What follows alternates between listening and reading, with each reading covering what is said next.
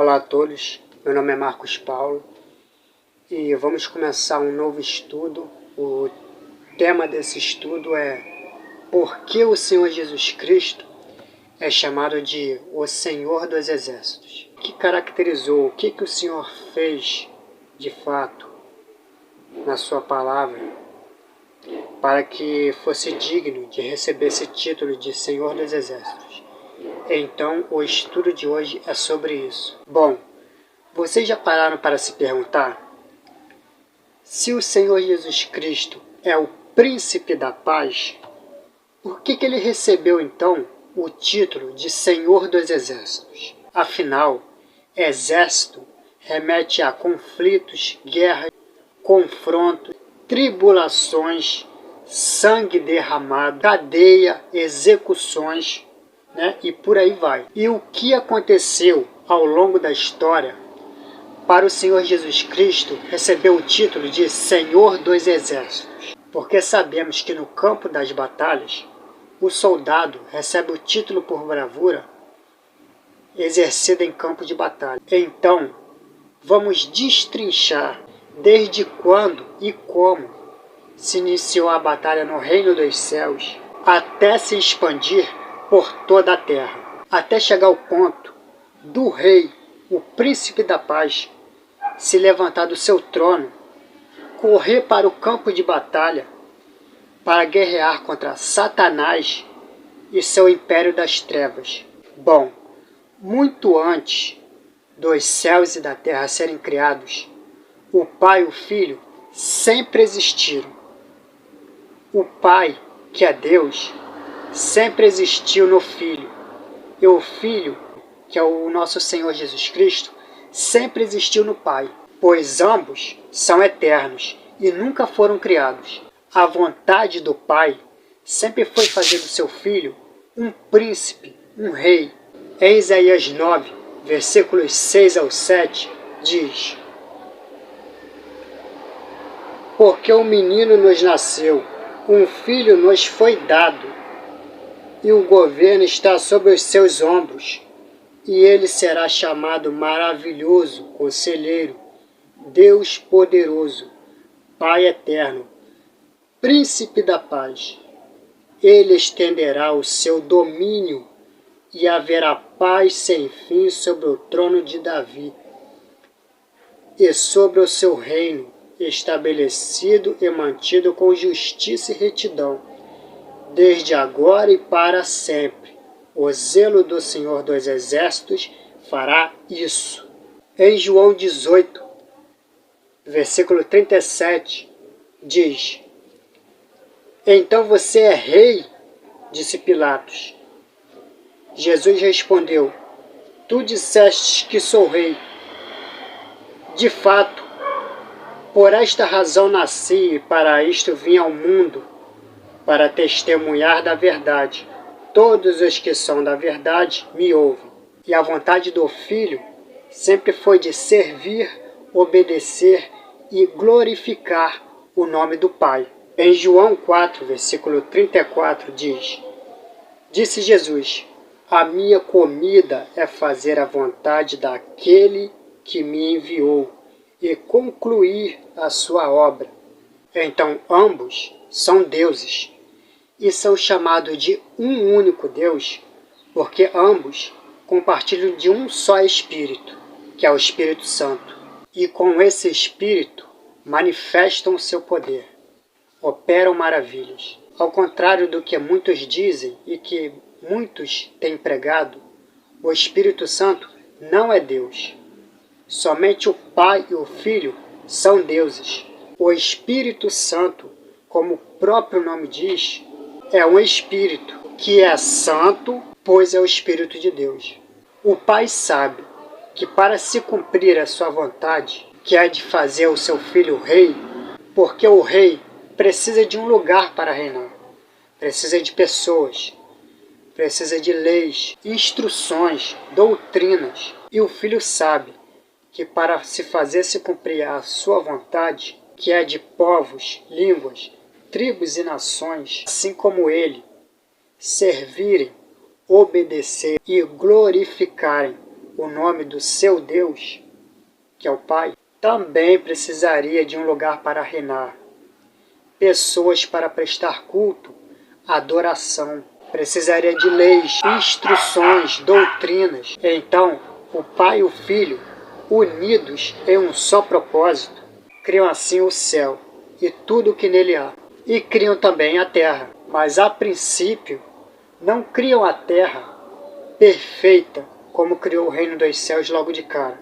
Mas criam a terra sem forma e vazia, pois tem um propósito muito importante nessa imperfeição na criação da terra. E como todos nós sabemos, no céu, Deus cria milhares de anjos, classes de seres celestiais. Eles são anjos, arcanjos, querubins, serafins, os anciões. Também estabelece tronos, principados e potestades. Cria leis, doutrinas e instruções para todos esses seres angelicais, celestiais, no reino dos céus. Mas tanto o Pai e o Filho, apesar de serem deuses, nunca quiseram o amor, o temor, os louvores, o culto das suas criaturas por intermédio de medo, ou então por uma programação mental, onde as suas criaturas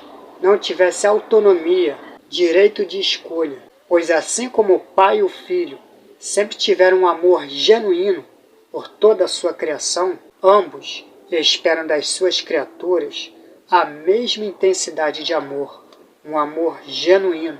Sendo assim, tudo corria bem no reino dos céus, pois a bondade, a reta justiça de Deus prevalecia sobre todo o reino dos céus, até que uma das suas criaturas angelicais se revelou.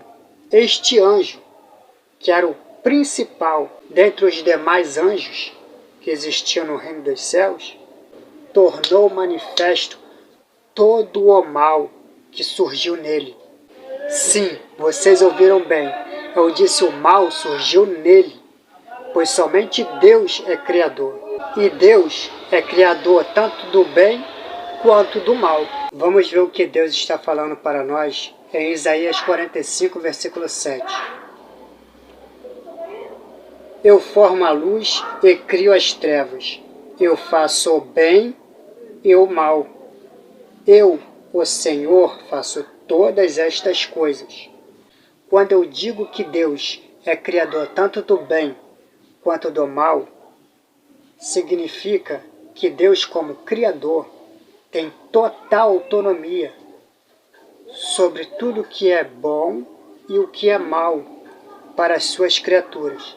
Quando a Bíblia diz que o mal surgiu nele, ou seja, surgiu neste querubim ungido, é no sentido que ele foi o primeiro a se tornar acusador, opositor a tudo o que o Pai e o Filho determinaram que é bom e agradável para as suas criaturas. Ezequiel 28, do 12 ao 17, que diz assim: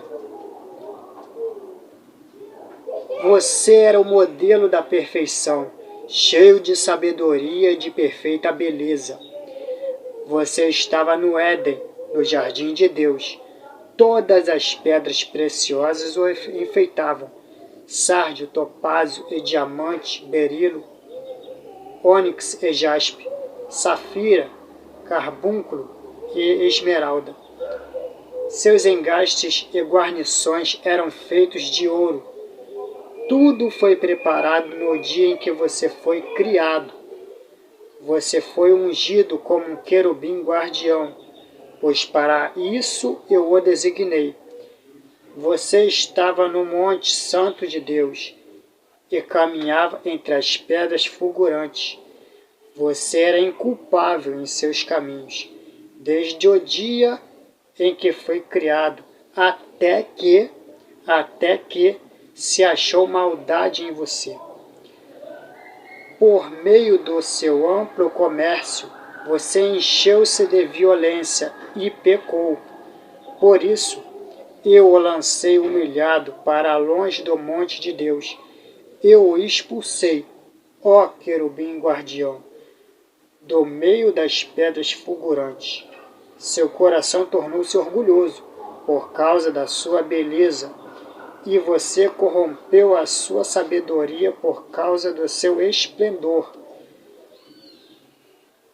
Por isso eu o atirei à terra, fiz de você um espetáculo para os reis. Agora vou ler outro texto. Vamos para Obadias 1, do 3 ao 4. A arrogância do seu coração o tem enganado. Você que vive nas cavidades das rochas e construiu sua morada no alto dos montes. Você que diz a si mesmo, quem pode me derrubar? Ainda que você suba tão alto como a águia e faça o seu ninho entre as estrelas, dali eu o derrubarei, declara o Senhor. E tem também Isaías 14, do 12 ao 14. Como você caiu dos céus, ó estrela da manhã, filho da alvorada. Como foi atirado à terra, você que derrubava as nações. Você que dizia no seu coração, subirei aos céus, erguerei o meu trono acima das estrelas de Deus, e me assentarei no monte da Assembleia, no ponto mais elevado do Monte Santo. Subirei mais alto que as mais altas nuvens, serei como o Altíssimo, serei como o Altíssimo. Viram? Então vimos nos textos que tudo ia bem no reino dos céus. Até este querubim era perfeito em seus caminhos. E que caminho era este? Bom, o caminho que Deus designou para ele. Tu eras querubim ungido para proteger, pois para isso eu o designei. Viu? Deus designou ele para isso. Não foi para ele ser um Deus. E olha que interessante. A palavra ungido significa Messias. Já no grego, a palavra ungido significa tu eras querubim Christos. Né? Significa Christos. Então, esse querubim era um Messias ungido para proteger. E aí nos cabe a pergunta, proteger de quê? Se o reino dos céus estava em paz. Satanás nem havia se revelado ainda. Vocês estão conseguindo compreender o mistério que Deus está colocando para nós? Porque para vocês compreenderem esse mistério, vocês têm que ter em mente a presciência de Deus e o poder que Deus tem de sondar mente e coração. Este querubim era arrogante, pois se achava sábio demais, mais sábio do que o próprio Deus. Só que ele não sabia que Deus era presciente, muito menos que Deus tinha o poder de sondar mente e coração das suas criaturas. Então o mistério é revelado da seguinte forma. Deus, na sua presciência, Deus já sabia de antemão o que esse querubim iria fazer com o seu livre-arbítrio. Ou seja, Deus criou, como eu disse, Deus criou todas as coisas, inclusive este querubim, este anjo, e determinou lei, instruções, ensinos. E Deus já de antemão já sabia que esse querubim ia ir contra, né? Ele ia ser opositor, ele iria ser contra tudo aquilo que Deus havia determinado que era bom e correto. Deus, na sua presciência, Deus já sabia que esse querubim iria se revelar Satanás, que significa adversário. Ele iria se fazer um adversário do seu próprio Criador. Deus já sabia de antemão. Só que Satanás não sabia que Deus sabia, que ele sabia de tudo que Satanás tinha no coração dele, a maldade que ele tinha. Deus já sabia tudo, mas Satanás achou que ele iria enganar Deus. E Deus deu corda. para que se fosse manifesto o que estava no coração dele e, consequentemente, no coração desses anjos que ficaram do lado desse querubim e fizeram uma rebelião no reino dos céus. É por isso que na palavra de Deus diz, eu não vou me lembrar agora quem falou isso ou qual versículo, mas na palavra de Deus diz que Deus pegará o astuto na sua própria astúcia. Referente a isso, né? Aquele que acha que pode enganar Deus, mas sendo que Deus é presciente, Deus já sabe de antemão que todos nós vamos fazer com o nosso livre-arbítrio, nosso poder de escolher o que é bom ou mal, não aos nossos olhos, mas aos olhos de Deus, como Criador. Então esse querubim, ele ia fazer uma rebelião nos céus.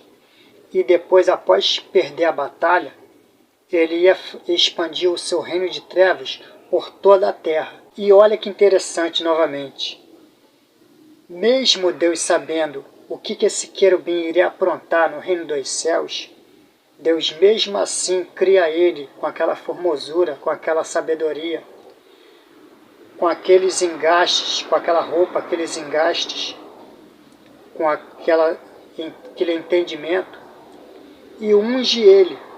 Mas por que Deus faz isso? Aí está o mistério.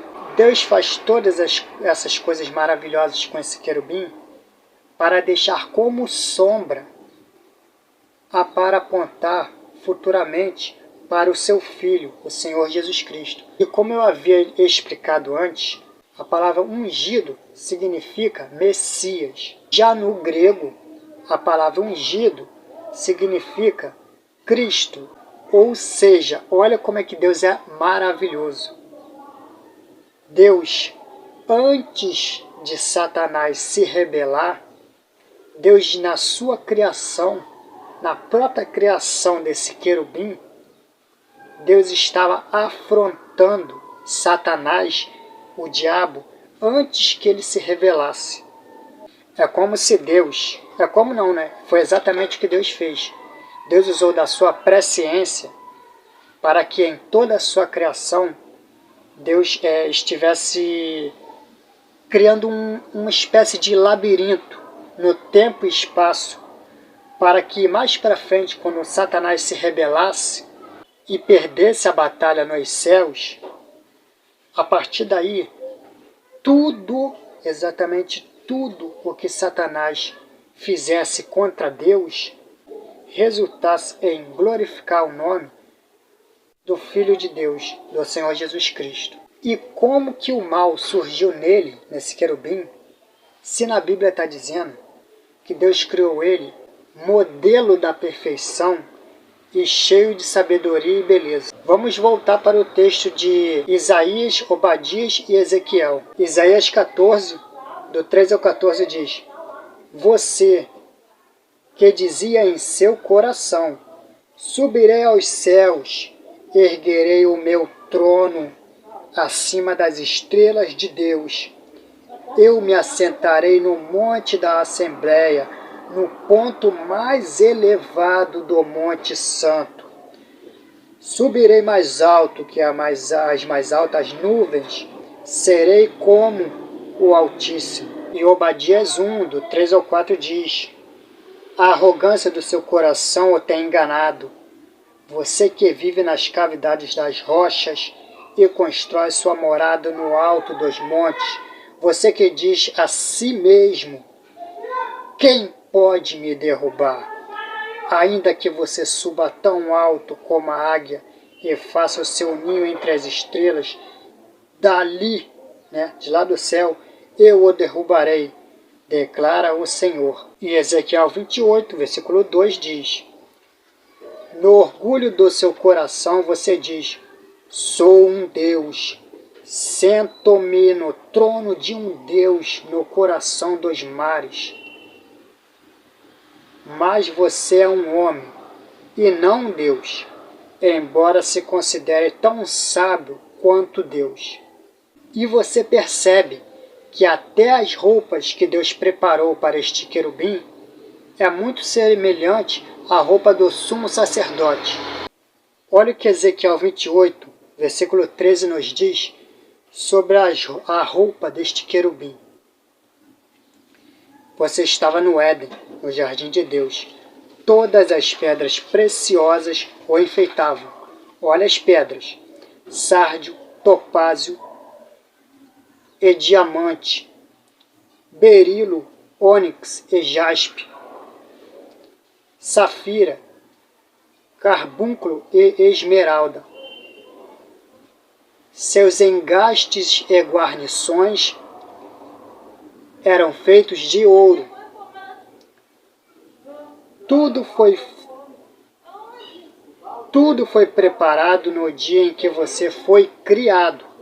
Ou seja, o texto está nos revelando que na presciência de Deus, nas roupas deste querubim, Deus está anunciando o sumo sacerdote que haveria de vir, que é o Senhor Jesus Cristo. No poder e sabedoria, em toda aquela formosura, tanto em beleza, sabedoria, entendimento, e nas próprias roupas deste querubim, na própria face deste querubim, Deus está usando, na sua presciência, usando como sombra para o Cordeiro que haveria de vir, o sumo sacerdote, o Senhor Jesus Cristo. Agora, Êxodo 28, do 4 ao 5 e do 15 ao 20, fala sobre as vestes do sumo sacerdote. Vamos dar uma lida. São estas as vestes que farão: um peitoral, um colete sacerdotal, um manto, uma túnica bordada, um turbante e um cinturão, para que o sacerdote Arão e seus filhos me sirvam como sacerdotes.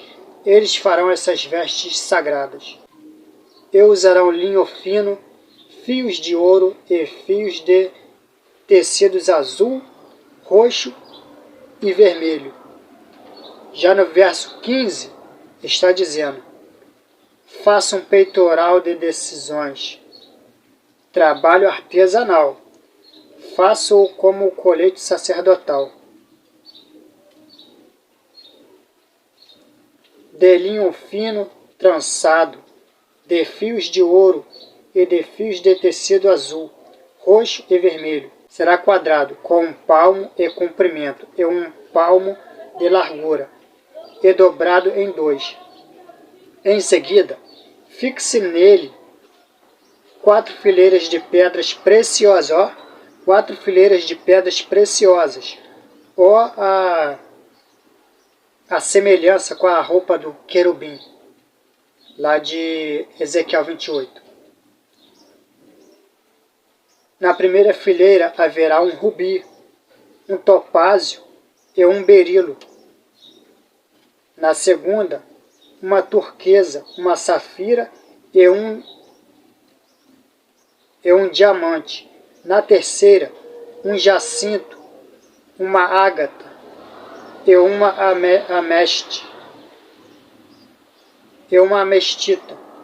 Na quarta, um crisólito, um ônix e um jaspe. Serão 12 pedras, uma para cada um dos nomes dos filhos de Israel, cada uma gravada com um selo, com o nome de uma das 12 tribos. Na verdade, eu até passei, né? Li até o 21. Hebreus 7, versículo 7. Sem dúvida alguma, o inferior é abençoado pelo superior. Hebreus 9, do 6 ao 7. Estando tudo assim preparado, os sacerdotes entravam regularmente no lugar santo do tabernáculo para exercer o seu ministério. No entanto, somente o sumo sacerdote entrava no lugar santíssimo apenas uma vez por ano, e nunca sem apresentar o sangue do sacrifício, que ele oferecia por si mesmo e pelos pecados que o povo havia cometido por ignorância. E continuando no capítulo 9 de Hebreus, só que dessa vez lendo do versículo 23 ao 28 diz: portanto, era necessário que as cópias das coisas que estão nos céus, fossem purificadas com esses sacrifícios. Mas as próprias coisas celestiais com sacrifícios superiores, pois Cristo não entrou em santuário feito por homem, uma simples representação do verdadeiro.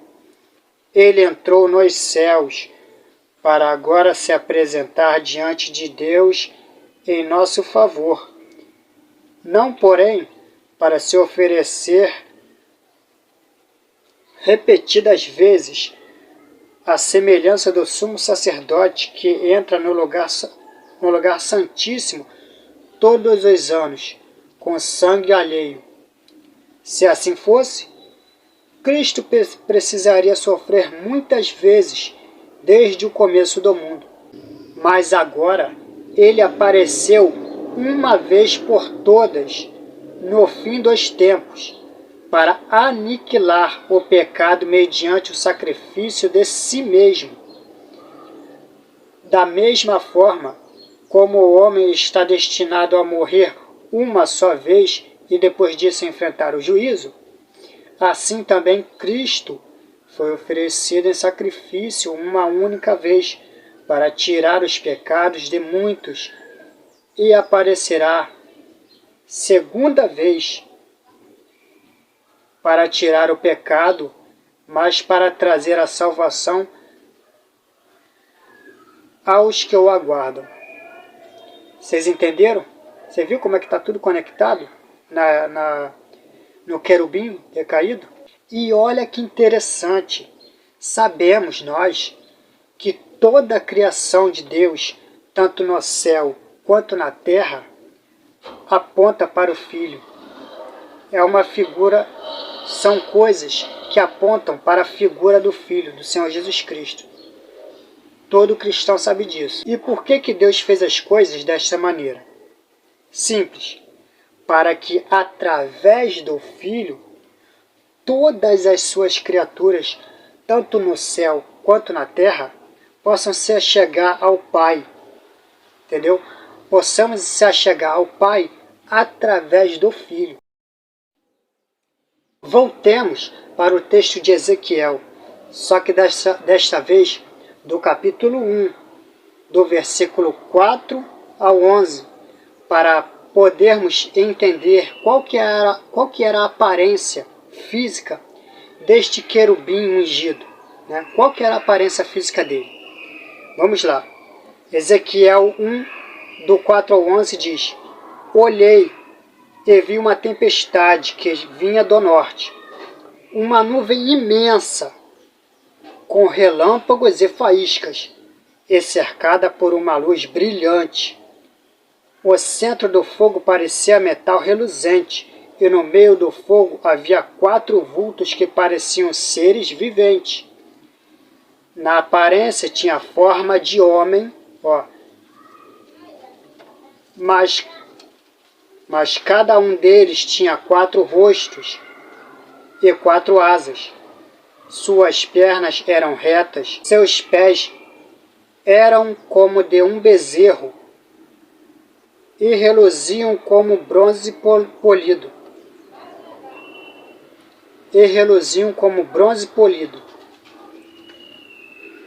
Debaixo de suas asas, nos 4 lados, eles tinham mãos humanas. Os 4 tinham rostos e asas, e as suas asas encostavam umas nas outras. Quando se moviam, andavam para a frente e não se viravam. Quanto à aparência dos seus rostos, os 4 tinham rostos de homem, rosto de leão no lado direito, rosto de boi no lado esquerdo e rosto de águia. Assim eram os seus rostos. Suas asas estavam estendidas para cima. Cada um deles tinha 2 asas, que se encostavam na de outro ser vivente, de um lado e do outro, e duas asas que cobriam os seus corpos. Ou seja, o Pai e o Filho, na sua presciência, já sabendo de antemão o que esse querubim iria fazer com seu poder de escolha, que era se revelar Satanás, enganar e arrastar para si a terça parte dos anjos de Deus e construir para si um exército maligno para tentar tomar o reino dos céus, o Pai já deixou de antemão as obras do seu Filho impressas, carimbadas, nas quatro faces deste querubim traidor. Então, recapitulando, esse querubim se revela Satanás, começa uma batalha no reino dos céus, perde a batalha, é precipitado até o segundo céu. Satanás e os seus anjos, Satanás e a terça parte dos anjos de Deus, que se revelaram inimigos de Deus e ficaram do lado do diabo.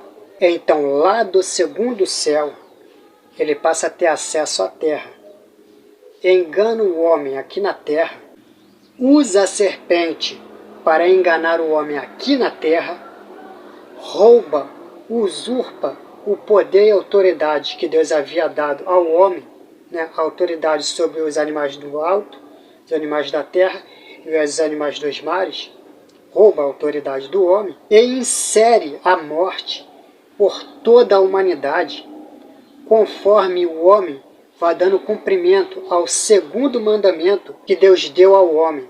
Gênesis 1, versículo 28. Deus os abençoou e lhes disse: sejam férteis e multipliquem-se, encham. Esse foi o segundo mandamento que Deus deu para o homem. A partir que o homem foi dando cumprimento a esse segundo mandamento, Satanás construiu para si um reino das trevas aqui na terra. Na medida que a multidão de povos ia crescendo, ia se formando, povos, línguas, tribos e nações ímpias por toda a terra. Na medida que estas coisas iam acontecendo, Satanás, já aqui na terra, ia imprimindo a sua verdadeira face maligna, diabólica, satânica, por toda a terra. Sendo assim, as quatro faces deste querubim, lá no reino dos céus, que manifestavam que eram sombras das obras do nosso Senhor Jesus Cristo quando ele se fizesse carne, acabam sofrendo transformações malignas, passando assim a revelar nessas novas faces, nessas novas quatro faces, este querubim decaído já aqui na terra, as obras malignas que estavam ocultas neste ser diabólico, desde quando ele era querubim ungido lá no reino dos céus, antes que ele se manifestasse. Então, para comprovar isso que eu estou falando, eu vou ler Daniel 7, versículos 2 ao 8, versículo 17, 19 ao 21, 23 ao 25. Vamos lá. Do 2 ao 8 diz assim: em minha visão à noite, eu vi os quatro ventos do céu agitando o grande mar. Quatro grandes animais, diferentes uns dos outros, subiram do mar. O primeiro parecia um leão e tinha asas de águia. Eu observei e em certo momento as suas asas foram arrancadas, e ele foi erguido do chão. Firmou-se sobre dois pés como um homem e recebeu coração de homem. Em seguida, vi um segundo animal, que tinha a aparência de um urso. Ele foi erguido por um dos seus lados, e na boca Entre os dentes tinha 3 costelas. Foi-lhe dito: levante-se e coma quanta carne puder.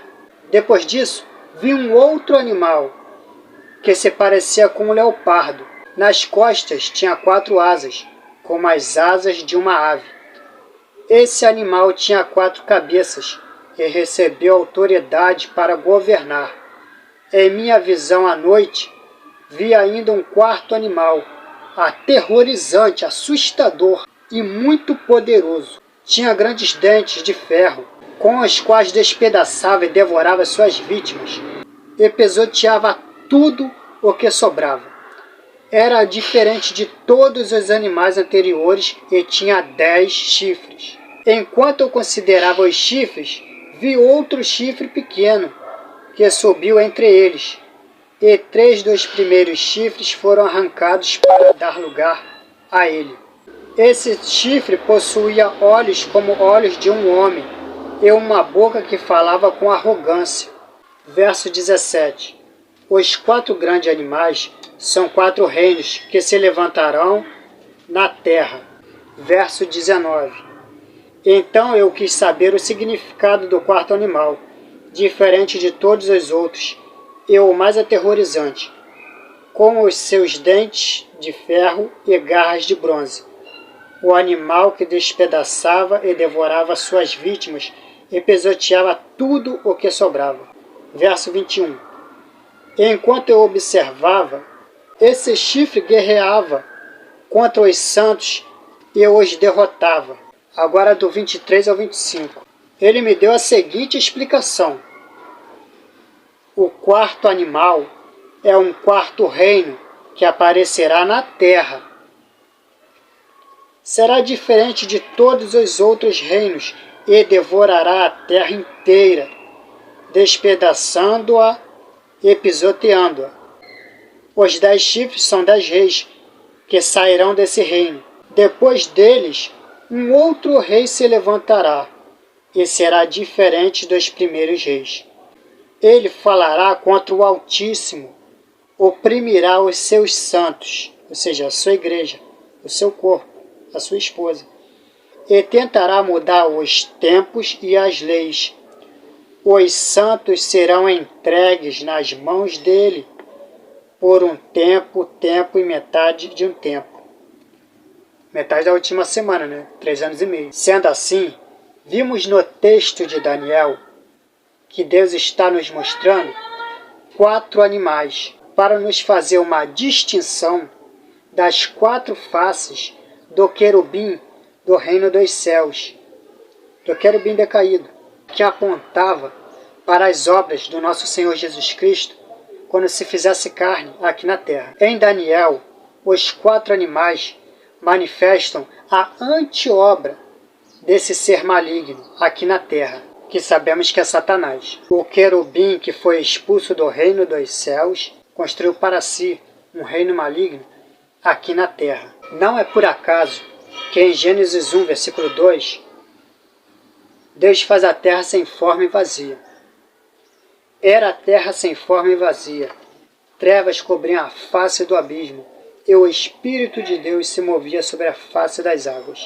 Esse é mais um dos muitos pontos da palavra de Deus que é revelado a presciência de Deus. Porque Deus estava revelando, Deus estava nos mostrando que nessa imperfeição da criação da terra, Deus estava ilustrando como que ficaria a terra após Satanás enganar Adão e Eva aqui na terra, tomar o poder e a autoridade que Deus havia dado para eles, inserir a morte na terra e desconfigurar toda aquela beleza da criação de Deus aqui na terra, com doutrinas imundas, doutrinas malignas, que não convém do reino dos céus, colocando mentira sobre toda a terra. E trevas sobre a face do abismo tem a ver com todo tipo de doutrina imunda, diabólica, que Satanás espalharia por toda a terra. Doutrinas essas que não provêm do reino dos céus, mas do coração desse ser maligno, diabólico, e assim escravizar, matar muitas nações e aprisionar no Hades. E sobre o Espírito de Deus se mover sobre a face das águas, é tanto o Pai quanto o Filho derramado o seu Espírito, que é o Espírito Santo, sobre toda a terra, e com os seus 7 olhos observava toda a imundície que Satanás ia propagando sobre toda a terra. O Espírito de Deus não ficava somente passeando sobre a terra. Vou ler aqui Gênesis 4, do 2 ao 16. Voltou a dar à luz, desta vez a Abel, irmão dele. Abel tornou-se pastor de ovelhas, e Caim agricultor. Passando algum tempo, Caim trouxe o fruto da terra, uma oferta ao Senhor. Abel, por sua vez, trouxe as partes gordas das primeiras crias do seu rebanho. O Senhor aceitou com grande agrado Abel e sua oferta, mas não aceitou Caim e sua oferta. Por isso, Caim se enfureceu e o seu rosto se transtornou. O Senhor disse a Caim: por que você está furioso? Por que se transtornou o seu rosto? Se você fizer o bem, não será aceito, mas se não fizer, saiba que o pecado o ameaça a porta. Ele deseja conquistá-lo, mas você deve dominá-lo. Disse, porém, Caim a seu irmão Abel: vamos para o campo. Quando estavam lá, Caim atacou seu irmão Abel e o matou. Então o Senhor perguntou a Caim: onde está seu irmão Abel? Respondeu ele: não sei, sou eu responsável pelo meu irmão?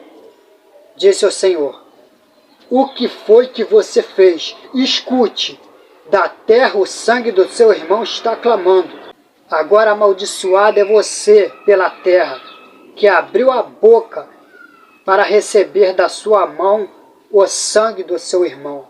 Quando você cultivar a terra, esta não lhe dará mais sua força.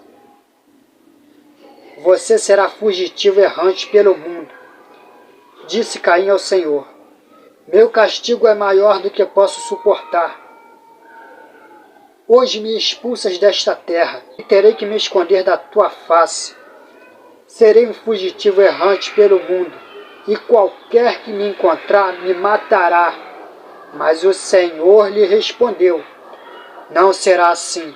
Se alguém matar Caim, sofrerá 7 vezes a vingança. E o Senhor colocou Caim um sinal, para que ninguém que viesse a encontrá-lo o matasse. Então Caim afastou-se da presença do Senhor e foi viver na terra de Nod, a leste do Éden. Então vocês viram pelo texto que Deus, mesmo tendo a presciência, já sabendo que Caim iria aprontar, Deus usou de misericórdia com Caim. Mesmo sabendo que o coração de Caim era inclinado para o mal, Deus usou de misericórdia. A sua misericórdia já era manifesto sobre os homens, mesmo aqueles que iam contra aquilo que Deus determinava que era bom, que era correto, que era a lei dele. Mesmo assim, Deus manifestava a sua misericórdia por toda a terra, porque Deus já manifestava do seu poder mediante o seu Espírito que era derramado sobre a terra. Deus já estava agindo. Vocês veem pelo relato da história de Caim que mesmo o homem ter se deixado enganar por Satanás por conta da dureza de coração e não se dobrar para a vontade de Deus e sim querer fazer a sua própria vontade, viver na carne e não viver segundo o Espírito, mesmo esses homens agindo de tal forma ruim, Deus nunca abandonou os homens. Ainda que os homens optassem por rejeitar a Deus, rejeitar a lei de Deus e dar ouvidos a Satanás, Deus nunca abandonou os homens. E o Senhor Jesus sempre se fez presente no campo de batalha, ainda que estivessem em espírito. Porque a justiça e misericórdia do Senhor Jesus Cristo já era manifesto sobre toda a terra, mesmo o Senhor Jesus Cristo ainda não ter se feito carne aqui na terra. Por acaso Deus não usou de misericórdia com Caim, com o rei do Egito, com o rei Nabucodonosor, com Ismael e Esaú? E verdadeiros homens de Deus já estavam sendo levantados. A figura do Senhor Jesus Cristo ia sendo construída. Cristo é chamado de segundo Adão. Abel é a figura do Senhor Jesus Cristo como pastor de ovelhas. José é a figura do Senhor Jesus Cristo sendo traído e vendido. O profeta Jonas é a figura do Senhor Jesus Cristo sendo entregue aos romanos, sendo morto, levado ao Hades e sendo ressuscitado no terceiro dia. O rei Davi é a figura do Senhor Jesus Cristo em campo de batalha, lá no Apocalipse. E para finalizar, o rei Salomão é a figura do Senhor Jesus Cristo reinando aqui na terra, no reino milenar, no 7º milênio. Então, assim como Satanás um dia invadiu o reino dos céus com trevas, o Senhor Jesus Cristo se fez carne e invadiu o reino das trevas aqui na terra, inserindo luz, que é de jogar luz nas nações que estavam aprisionadas nas mentiras de Satanás. Em João 8, versículo 12 diz: Eu sou a luz do mundo. Quem me segue nunca andará em trevas, mas terá a luz da vida. Então, após o Senhor Jesus Cristo dar início ao seu ministério aqui na terra, o Senhor faz seguidores, seleciona os 12 apóstolos, opera milagres, profetiza, instrui e dá ordem aos seus apóstolos de formar a sua igreja. Mateus 16, versículo 18 diz: E eu lhe digo que você é Pedro, e sobre esta pedra edificarei a minha igreja, e as portas do Hades não poderão vencê-la. E em Mateus 28, do 19 ao 20 diz: Então Jesus aproximou-se deles e disse: Foi-me dada toda a autoridade nos céus e na terra. Portanto, vão e façam discípulos de todas as nações, batizando-os em nome do Pai, do Filho e do Espírito Santo, ensinando-os a obedecer a tudo o que eu lhes ordenei. Eu estarei sempre com vocês até a consumação dos séculos. Então o Senhor morre, é levado até o Hades, vence a morte, o Pai o ressuscita no terceiro dia, com o corpo glorificado, e lhe dando poder e autoridade sobre tudo que há no céu, na terra e debaixo da terra. E com o seu sangue precioso, compra homens e mulheres de povos, línguas, tribos e nações ímpias, que já estavam mortos em ofensas e pecados. Ou seja, o Pai faz se cumprir no Filho todo o plano para a salvação de toda a humanidade. Só que não para por aí. Após a ressurreição do Senhor Jesus Cristo, o Senhor Jesus Cristo dá ordem aos seus apóstolos para ir por todo esse mundo de trevas e recrutar um grande exército para guerrear contra Satanás e o seu exército de trevas.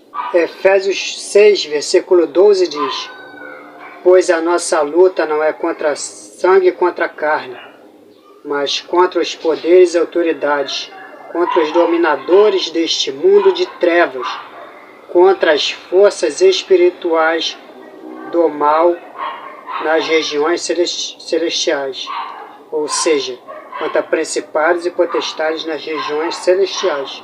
E agora vem a resposta para o título do vídeo. Por que o Senhor Jesus Cristo recebe o título, é merecedor do título de Senhor dos Exércitos?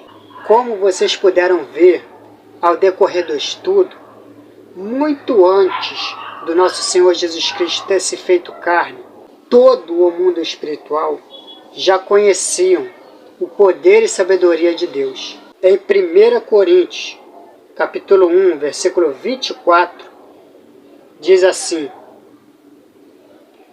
Mas para os que foram chamados, tanto os judeus como gregos, Cristo é o poder de Deus e sabedoria de Deus. Vocês percebem que quando o Senhor Jesus Cristo se fez carne e começou o seu ministério aqui na terra, enquanto aqueles homens que se achavam sábios, mas viviam na ignorância por conta da dureza de coração, pois bem sabemos que aqueles homens zombavam, humilhavam e tramavam a morte do nosso Senhor Jesus Cristo. Nós vemos esses homens que faziam crueldades com o nosso Senhor Jesus Cristo, eles morriam de medo, tinham enorme temor aos demônios. E em contrapartida, você vê os demônios se tremendo de medo do nosso Senhor Jesus Cristo. Os demônios, além de se tremer de medo, eles confessavam abertamente que o nosso Senhor Jesus Cristo era o verdadeiro Filho de Deus, para que todos pudessem ver, pudessem ouvir. Vou ler Marcos capítulo 1, do 21 ao 27. Eles foram para Cafarnaum, e logo que chegou o sábado, Jesus entrou na sinagoga e começou a ensinar. Todos ficaram maravilhados com o seu ensino, porque lhes ensinava como alguém que tem autoridade e não como os mestres da lei. Justo naquele momento, na sinagoga, um homem possesso de um espírito imundo gritou: O que queres conosco, Jesus de Nazaré?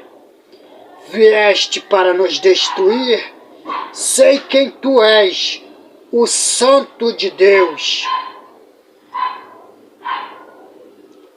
Cale-se, saia dele, repreendeu-o Jesus.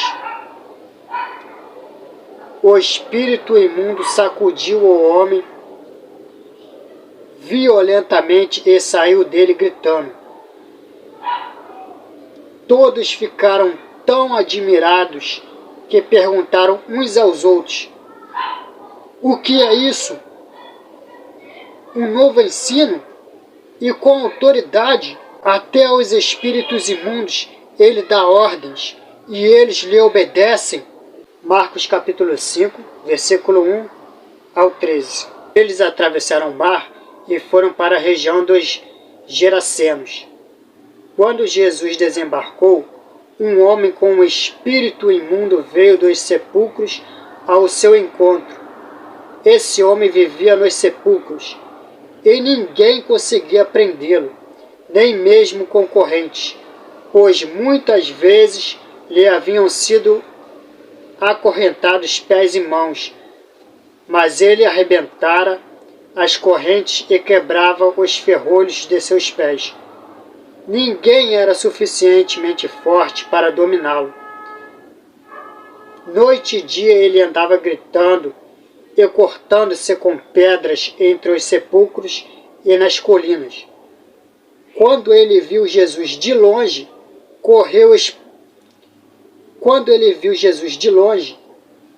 e prostrou-se diante dele e gritou em alta voz: Que queres comigo, Jesus, Filho de Deus? Que queres comigo, Jesus, Filho do Deus Altíssimo? Rogo-te por Deus que não me atormente. Pois Jesus lhe tinha dito: Saia deste homem, espírito imundo. Então Jesus lhe perguntou: Qual é o seu nome? Meu nome é Legião, respondeu ele, porque somos muitos.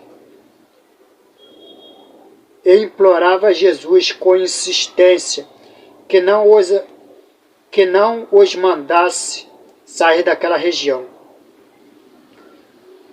Uma grande manada de porcos estava passando numa colina próxima. Os demônios imploraram a Jesus: Manda-nos para os porcos para que entremos neles. Ele lhes deu permissão e os espíritos imundos saíram e entraram nos porcos. A manada de cerca de 2.000 porcos atirou-se no precipício abaixo, em direção ao mar, e nele se afogou. Os que cuidavam dos porcos fugiram e contaram esses fatos na cidade e nos campos. E o povo foi ver o que havia acontecido. Quando se aproximaram de Jesus, viram ali o homem que fora possesso da legião de demônios, assentado, vestido em perfeito juízo, e ficaram com medo. Os que estavam presentes contaram ao povo o que acontecera ao endemoniado e falaram também sobre os porcos. Então o povo começou a suplicar a Jesus que saísse do território deles. Quando Jesus estava entrando no barco, o homem que tivera endemoniado suplicava-lhe que o deixasse ir com ele. Jesus não o permitiu, mas disse: vá para casa, para a sua família, e anuncie-lhes quanto o Senhor fez por você e como teve misericórdia de você. Então aquele homem se foi e começou a anunciar em Decápolis o quanto Jesus tinha feito por ele. Todos ficaram admirados. Até aqui. É como se o Senhor Jesus Cristo dissesse: eu abandonei a glória que tinha com meu Pai. Me fiz um de vocês. Curei os enfermos. Ressuscitei os mortos. Eu andei sobre as águas. Acalmei a tempestade. Multipliquei pães. Alimentei a todos vocês. Expulsei demônios. Fiz o cego ver. Mas vocês, tendo olhos, não conseguem me enxergar como Deus de vocês. Eu morri. Eis que estive morto, mas ressuscitei. Mas mesmo assim, vocês não creem que eu sou Deus. É por isso que em João 5, versículo 43, o Senhor Jesus Cristo mesmo disse: eu vim em nome de meu Pai, e vocês não me aceitaram. Mas se outro vier em seu próprio nome, vocês o aceitarão. Mas se outro vier em seu próprio nome, está se referindo ao anticristo, que vai vir no final dos tempos, e o povo de Israel vai aceitar achando que é o Messias e vai quebrar a cara lá na frente. Então, após o Senhor Jesus Cristo invadir o reino das trevas aqui na terra com a sua maravilhosa luz, ele faz se cumprir Gênesis 1, versículo 3 ao 5, que diz: disse Deus, haja luz, e houve luz. Deus viu que a luz era boa, e separou a luz das trevas. Deus chamou a luz dia, e as trevas chamou noite. E homens e mulheres, de povos, línguas, tribos e nações ímpias, que já estávamos todos mortos em ofensas e pecados, a luz do Evangelho do nosso Senhor Jesus Cristo resplandeceu sobre a nossa vida, saindo assim da condição de mortos para entrarmos na verdadeira vida. É por isso que em Lucas 20, versículos 34 a 38, o Senhor Jesus Cristo mesmo disse: os filhos desta era casam-se e são dados em casamento, mas os que forem considerados dignos de tomar parte na era que há de vir e na ressurreição dos mortos, não se casarão, não serão dados em casamento. E não podem mais morrer, pois são como anjos. São filhos de Deus, visto que são filhos da ressurreição, e que os mortos ressuscitam. Já Moisés mostrou no relato da sarça, quando o Senhor ele chama Deus de Abraão, Deus de Isaac, Deus de Jacó. Ele não é Deus de mortos, mas Deus de vivos. Se antes o nosso Senhor Jesus Cristo tinha um exército lá no céu, após ele vir aqui para a terra, ele passa a construir para si um exército aqui na terra. E com os mesmos que estavam sobre o domínio de Satanás, nós que estávamos mortos em ofensas e pecados, mediante o sacrifício do Senhor Jesus Cristo, a luz do Evangelho do Reino dos Céus resplandece sobre nós, aceitamos o seu ministério, aceitamos nos sujeitarmos à vontade do Senhor Jesus e passamos assim da condição de mortos para entrarmos na verdadeira vida. E o Senhor nos transforma em um grande exército, pois com o seu sangue precioso, o nosso Senhor Jesus Cristo compra homens e mulheres de povos, línguas, tribos e nações que estávamos todos na escravidão do pecado, nos compra com o seu sangue e faz com que nós estejamos libertos do inimigo, das garras de Satanás, para pertencermos assim ao nosso Senhor Jesus Cristo. Pois quando o nosso Senhor Jesus Cristo estava lá na cruz, o sangue que era derramado da sua cabeça e era espalhado por todo o corpo, estava simbolizando toda a sujeira do pecado que havia em nós. Pois sabemos que, assim como o nosso Senhor Jesus Cristo é o cabeça, nós somos o corpo de Cristo. Pois quando ele estava na cruz, aquele sangue puro, precioso, que corria pelo seu corpo, estava simbolizando o nosso Senhor Jesus Cristo, limpando todas as manchas, todo o pecado, toda a sujeira que o pecado produzia em nós. É por isso que em Apocalipse 3, versículo 18, o Senhor Jesus Cristo diz: dou-lhe este conselho, compre de mim ouro refinado no fogo, e você se tornará rico. Compre roupas brancas e vista-se para cobrir a sua vergonhosa nudez. E compre colírio para ungir os seus olhos e poder enxergar. A cada vez que o homem ouve o Evangelho do nosso Senhor Jesus Cristo e decide por livre e espontânea vontade se arrepender de seus pecados e decide entregar a sua vida para o nosso Senhor Jesus Cristo. E o que seria entregar a vida para o Senhor Jesus Cristo? Seria negar a ti mesmo, negar toda a tua vontade e negar toda uma vida de pecado e passar a viver uma vida de acordo com o que a Bíblia determina que é correto. Não que o mundo ao nosso redor dita as regras e diz que é correto, mas sim o que a Bíblia nos instrui para vivermos uma vida santa, digna, diante do reino dos céus, diante do Pai, do Filho e dos seus santos anjos. Pois se você decidir viver uma vida de acordo com o que o nosso Senhor Jesus Cristo determina que é correto e persistir nisso até a tua morte, você fará se cumprir na tua vida aquilo que o Senhor disse em Gênesis 3, versículo 15.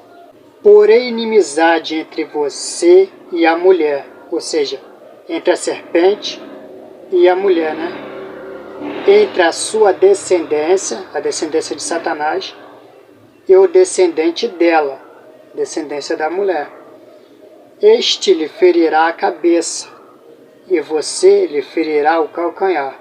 Ou seja, se você persistir no Evangelho do Senhor até a tua morte, na tua morte você também pisará, assim como Cristo na cruz pisou na cabeça da serpente, na cabeça de Satanás.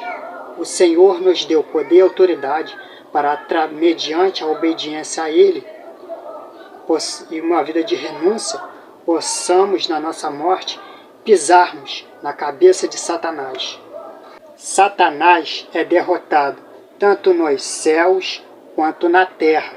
Pois imagina a cara de Satanás perante Deus e todo o mundo espiritual.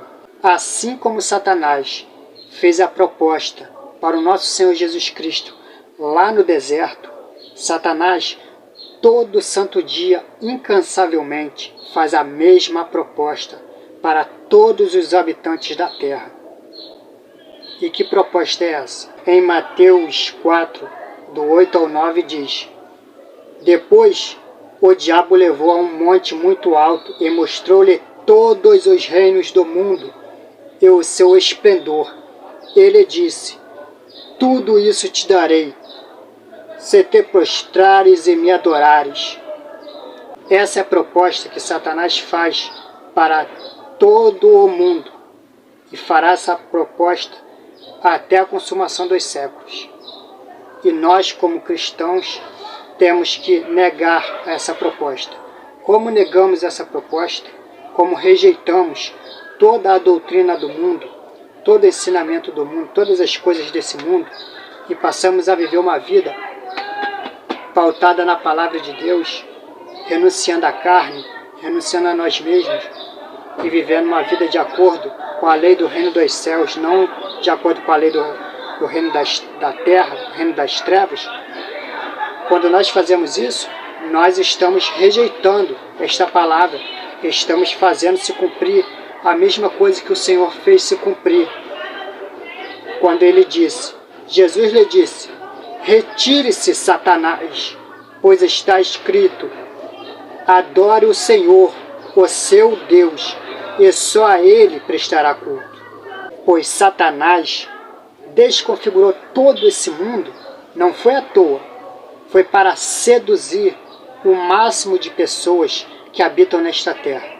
É por isso que em Apocalipse, capítulo 12, versículo 9, diz que Satanás é o sedutor de todo o mundo. Aí você vê o contraste. Deus permitiu que Satanás tivesse o mundo inteiro para perverter e enganar as nações. E em contrapartida, o Pai envia o seu Filho para a terra para que todo aquele que nele crê não pereça, mas tenha a vida eterna. E a única prova disso é um livro chamado Bíblia Sagrada. O pecador ouve o Evangelho e decide, por livre e espontânea vontade, se arrepender dos seus pecados e viver uma vida santa, digna, diante do nosso Senhor Jesus Cristo. Viver uma vida de renúncia, de acordo com o que a Bíblia determina que é correto, não que o mundo determina que é correto. A ponto de renunciar à sua própria vida, ou se preciso for, até mesmo morrer por um Deus que nunca viu, mas leu na Bíblia e creu em cada palavra que está escrito no livro. Creu que o Senhor Jesus Cristo se fez carne, se fez igual a nós, foi perseguido, morreu, mas ressuscitou, e estará até a consumação dos séculos, lá no Santo dos Santos, fazendo expiação pelos nossos pecados. E mediante o Evangelho, você passa a amar esse Deus, a ponto de renunciar a tudo, sofrer por Ele, se preciso for, até mesmo morrer por Ele. Estas coisas fazem com que Satanás nos odeie, e estas coisas engrandecem o nome do nosso Senhor Jesus Cristo, tanto na terra quanto no céu. Estas coisas é a resposta para o título desse vídeo. Por que que o Senhor Jesus Cristo é o Senhor dos Exércitos? Está aí a resposta, o Evangelho todo dele o torna merecedor deste título. Pois mediante o sacrifício do nosso Senhor Jesus Cristo, Satanás é derrotado, aniquilado, todo santo dia, até a consumação dos séculos.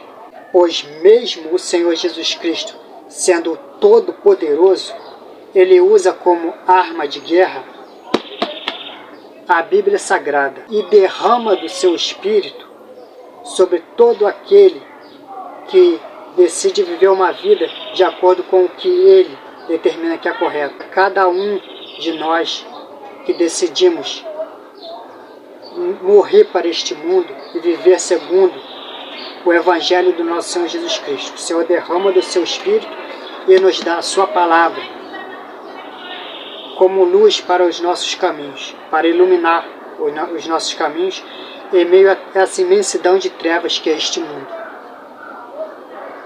E não para por aí. O Senhor levanta um grande exército, que é eu, você, a igreja, para batalhar. Nos convoca para a grande peleja contra Satanás e o seu exército, que assim como o Senhor tem um exército no céu e na terra, o diabo, Satanás também tem um grande exército no segundo céu e também aqui na terra, com homens que negam o Cordeiro e passam a viver uma vida de engano, uma vida segundo o ritmo deste mundo, a doutrina deste mundo, que é inserida toda a doutrina do reino maligno. Pessoas se fazem anticristo, pessoas se fazem exército de Satanás, mas nós se fazemos exército do Senhor Jesus Cristo, a boca de Deus aqui na terra. E com isso, o nosso Senhor e Salvador Jesus Cristo torna manifesto o teu poder sobre todas as nações, sobre toda a terra. Satanás tem toda a terra, inteligência artificial, armas de guerra.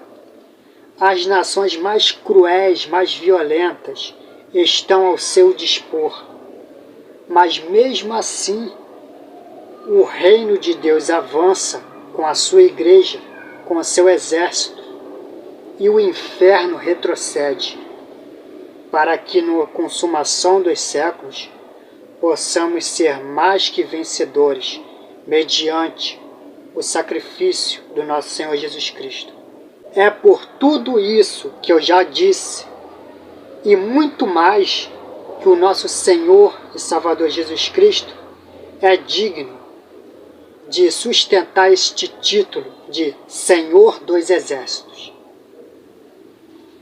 Bom, vou finalizando aqui este vídeo, espero que tenham gostado e até a próxima, até o próximo estudo. Valeu, fiquem todos com o nosso Senhor Jesus Cristo. A paz esteja com todos.